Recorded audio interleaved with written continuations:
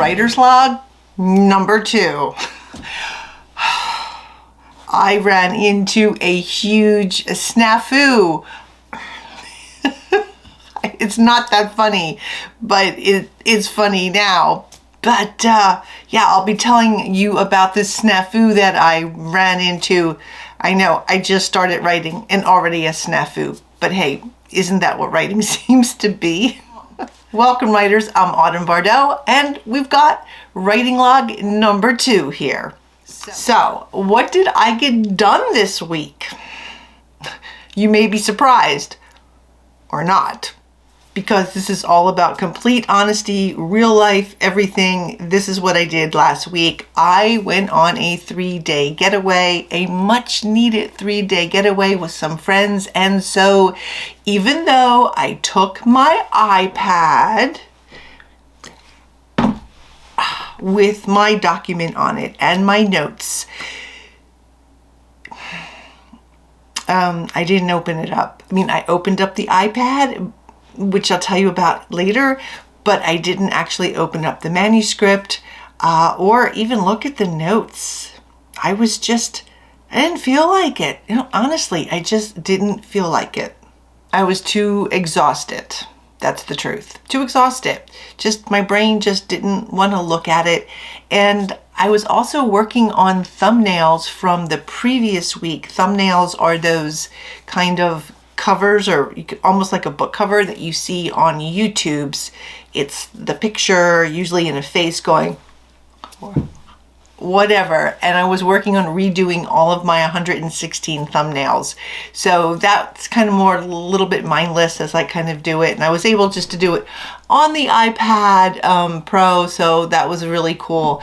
And, I could stop mid designing to walk away and go do what I wanted to do, like, have a drink or lunch or dinner or walk around the town where we were staying. So that's kind of what I did. And I'm one of those people where I have to finish one task before I start the next. So even though I wanted to sit there on the balcony overlooking the bay and writing to my heart's content, between sightseeing, I didn't. Instead, I worked on the thumbnails and watched the sea life go by, watched the birds go by, watched the sea lions. But I got something done, so that's a win. When I got back, it was Thursday. So I record these on Sunday. And so this was a few days ago. I got back on Thursday. I took one of my research books into work. And that's where I took the stuff that I had highlighted from last week or maybe 2 weeks ago. And I re-looked at the highlighted stuff and just typed right on.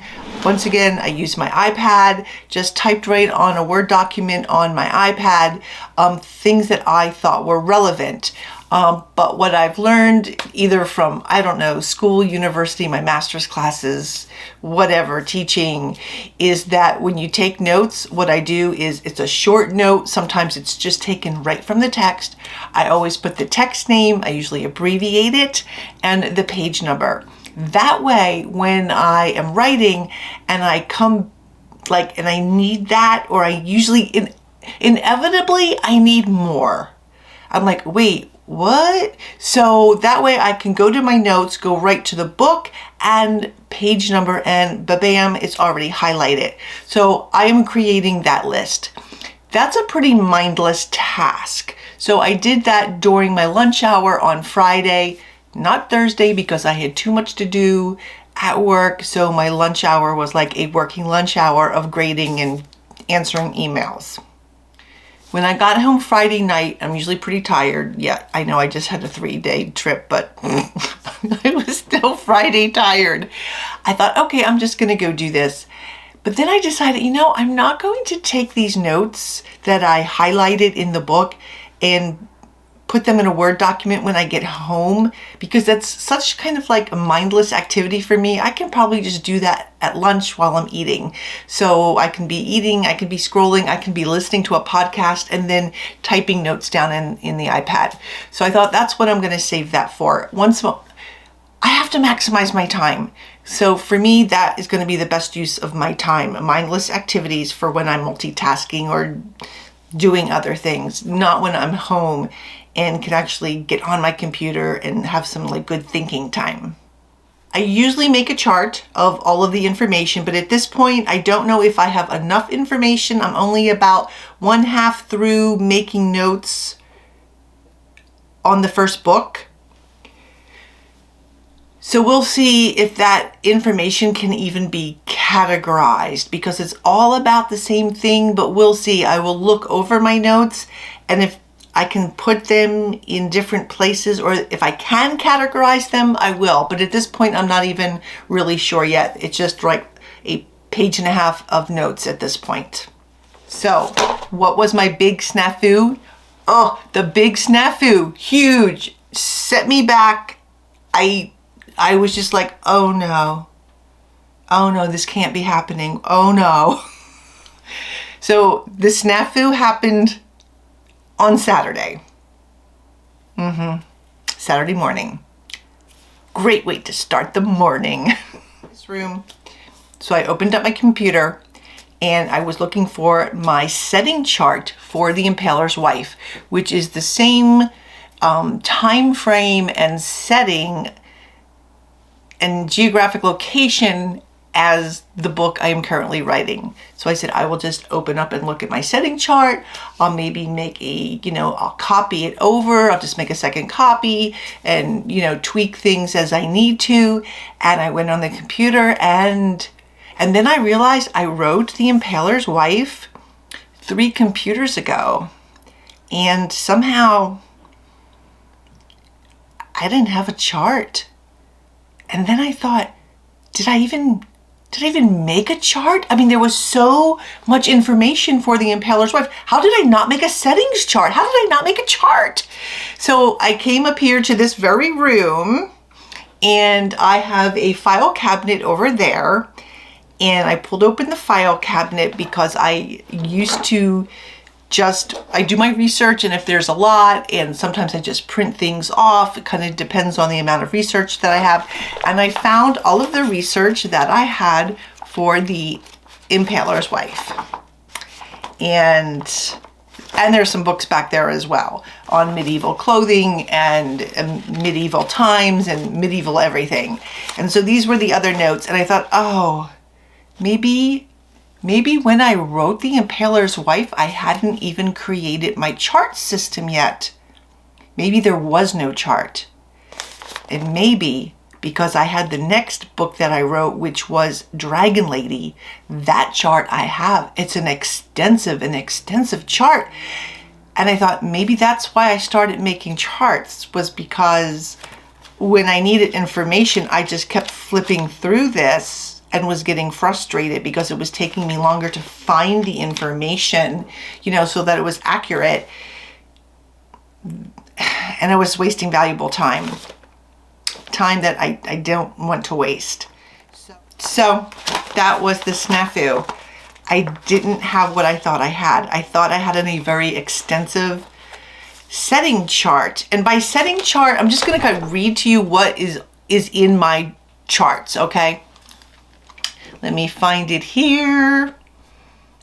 So in my setting chart, I have things like the weather, the topography, the food, jobs, positions, at court, the names of things that aren't, in English, animal life, plant life, the indigenous trees, that kind of stuff, what they ate, the vegetables that grew there, the berries that grew there, religious things, weapons, traditions, all the stuff to create my character's world or my story's world. And I don't have that. And now I have to make it. So I decided I'm going to make it as I need it. So I haven't done it yet. I might do it maybe tomorrow during lunch. I will start making the chart And as I find these things, drop it into the chart. And the chart also, like my other notes from the 3 research books that I bought, I also include the book or where I got it from and the page number, so I can always go back and find it quickly in case I need either more context or need to double check on something or just make sure that I have it right. I also started for the document, and they have this if you're traditionally published, and I can't remember right now what it's called. I can't remember, but it's just like how you spell everything, how you're going to handle certain spellings or certain names, what you're going to spell out, what you're not going to spell out, just particular names and those kinds of things. That way when you come back to them, you can remember. That way you are consistent throughout your novel with spellings, names, that kind of stuff. And it's really bugging me that I can't think of the name of what they called that paper that they always gave me when it went into, you know, edits. Darn. Oh well. This is why I make videos for you, because especially with, you know, the setting chart that I did not have and thought I had for the Impaler's Wife. I guess I just wasn't making charts back then. So I make videos so you don't make the mistakes that I made when I first started out.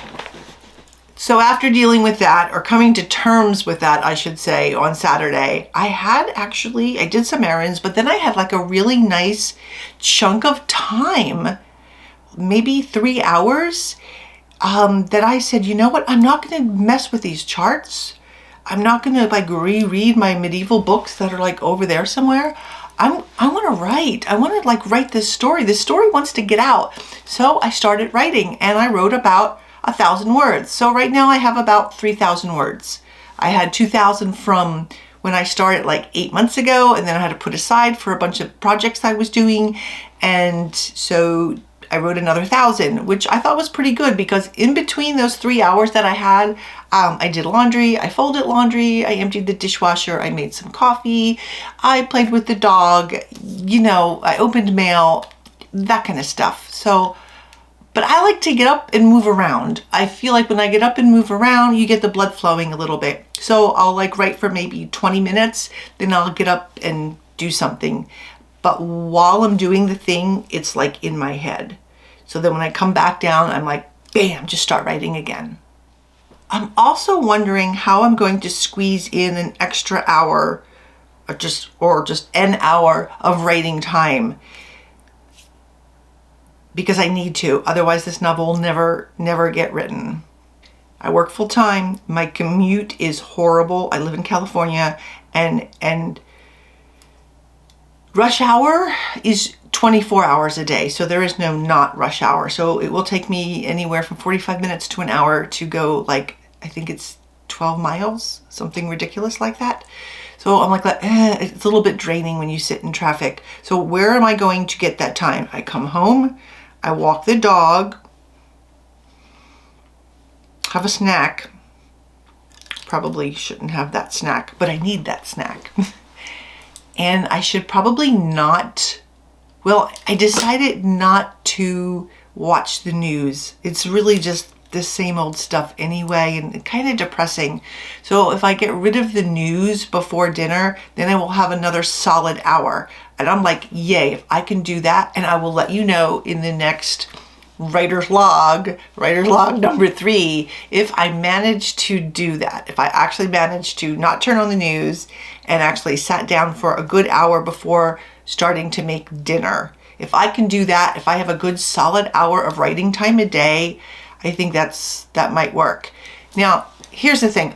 If you are a nighttime creative person, I truly, truly envy you. My brain does not do well in the night. I mean, I can do revisions, I can do editing, I can do all that stuff at night or in the evening hours after work. But for the creative process, I'm really best a morning person. And before you say, oh, Autumn, just get up an hour earlier, I already get up at 5 because I have to be at work by 7, and then it takes me that long to drive there, yada, yada. So I'm not getting up at 4. Like 4 is still nighttime. I'm not getting up at 4. Plus my brain just needs coffee, and it needs to like wake up. But I really envy you if you're a nighttime, evening creative person. I think you definitely have an advantage when you're working. For me, I have maybe till 7 o'clock, 8 o'clock, because pretty much I go to bed at 9. So we'll see how that goes. We'll see how that goes. What I have learned over the years, what really works for me is I stop in the middle of a scene. So I'm writing, I have to make dinner, or I've got to go. I never finish the scene. I never say, oh, wait till I finish the scene. Never. I always stop in the middle of a scene, because that way when I come back 5 hours later or 2 hours later, or the next day or 2 days later, I open up my manuscript and bam, I'm in the middle of a scene. And I know exactly where I need to go. If I want to make sure that I know where I'm going, I will jot a few lines that aren't really part of the manuscript, but I put them in the manuscript. So just like notes to me in the manuscript of what's going to happen next. So no cliffhangers for me. I don't want to come back on a cliffhanger and say, where was I going with this anyway? No, I put it in there. That way, the next time I open my document, I'm excited to open it because I want to finish writing that scene. So try that if you are one of those people who says, I need to finish this scene. Unless you write a really extensive outline, which mine is right now pretty rough. It will get longer as I start writing, but I'm only 3,000 words in, so that's like nothing, right? It will get more extensive as the brain starts going and my characters become alive and everything becomes more alive for me. But try not finishing the scene, or if you do finish the scene, because that's just how the time went, start the next one in the middle and then drop those notes in. And that way, when you come back to it, you know exactly where you need to go in your manuscript. So 2 more things before I go. One is, and maybe some of you do this already, maybe you do it naturally, which is really good. Now that I've started it, I want to keep it front and center right here in my brain, just more percolating, like I discussed in, the first writer's log that I did. I want to keep it percolating. So when I go to sleep, I close my eyes and I just imagine their clothing and the surroundings and scenes. And I keep it all there. I try to just put myself right there. And I do better with that with closed eyes for some reason. That helps me, the closed eyes. I can't seem to do that with open eyes. Maybe that's weird, I don't know. But if I do have some amazing idea for something that I don't want to forget, I have a notepad next to my bed and I just jot it down, or I just type it right out on my phone. That way I open it up and I go, oh yeah, that was an amazing idea. Or I open it up and go, that was not an amazing idea. That was a very bad idea.